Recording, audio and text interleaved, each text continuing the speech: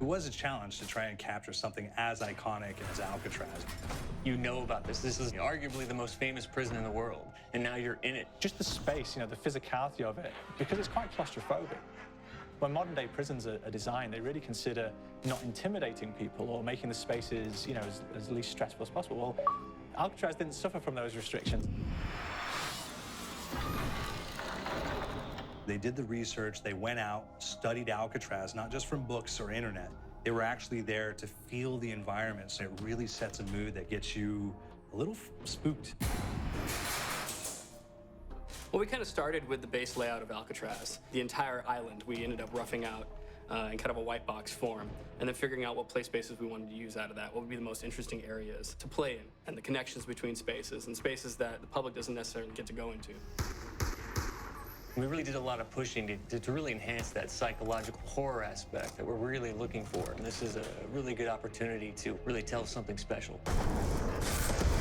Like I got stuck right through the gates of hell! This time around, I feel like it's been identified that there are these side missions that you're going to go out and try to accomplish.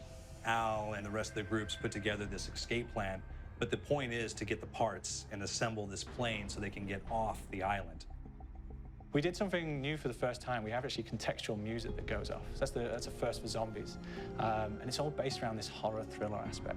Every location will have a specific stinger that you hear when you find it, when you discover it, when you start unraveling the story, we start building on the music that you're hearing, and it's really enhancing that experience and going along with it in parallel.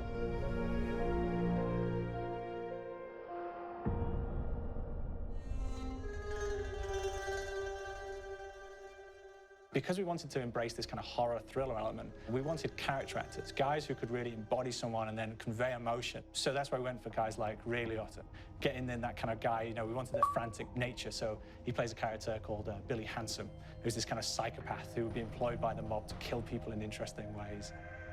Chaz Palminteri, he plays a guy called Sal DeLuca, an old mob boss. Michael Madsen playing Finn O'Leary. He's kind of worked himself from the floor, from the streets. He's got his hands dirty in the blood and the guts a couple of times. And then we had Joe Pantoliano, and he plays Arthur Arlington, who's nicknamed the Weasel. Those guys, they bring a quality and a subtlety and timing that you can't really identify or try to recreate. Bring it on, dirtbags! You start off in the afterlife mode, and that's just going to be what's going on. You're going to try to solve the mystery from the second you start.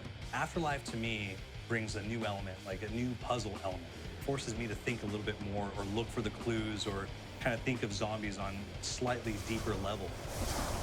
You see clues throughout the map that tell you, ooh, perhaps if I'm in the afterlife, I can interact with this object, or there's some puzzle going on here that I need to be in the afterlife. Back east, I whacked a dirty dentist with one of these. Took forever, too. Alcatraz has a Civil War kind of fort background before it turned into a penitentiary. And so we had this kind of backstory, the idea that the warden would have collected Civil War weaponry. One of them is a blundergat. It's a fictional weapon, but the idea of the combination between a blunderbuss and a Gatling gun. And possibly, there might be a way of upgrading it to a more fantastical weapon that the players may find. You all gotta go sometime? You just went now. There's one main zombie, one big zombie that's going to come through and wreak havoc on your life.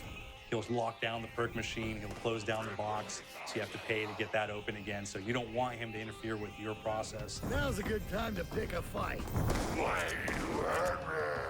It's a fun challenge. It keeps things moving forward. In terms of perks, we have a new perk called Electric Cherry. When you reload, it gives a shock around, which scales over time. Who's asking for increased balls? There is so much to experience in this map. Every time I play it, there's a new tactic to take, a new experience, a new objective to go for. But there's also this layer of things that we aren't exactly exposing to the players right off the bat and will need to be discovered.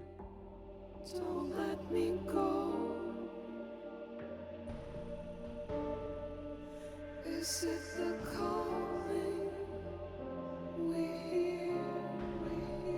We've got the undead in there, we've got these historical elements, and these fantastic actors all seem to be with peace with each other in this kind of same world. So it's magical, and our team is incredibly excited by it.